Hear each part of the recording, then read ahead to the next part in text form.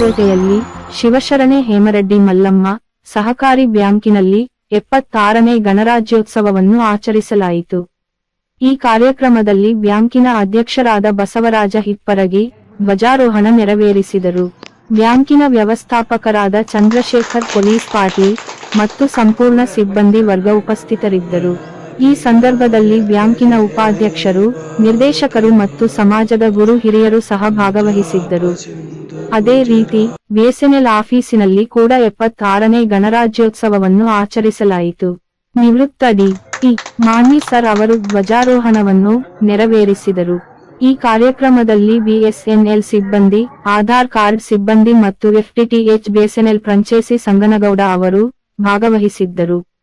S G news channel ವತಿಯಿಂದ ಸರ್ವರಿಗೂ 76ನೇ ಗಣರಾಜ್ಯೋತ್ಸವದ ಶುಭಾಶಯಗಳು.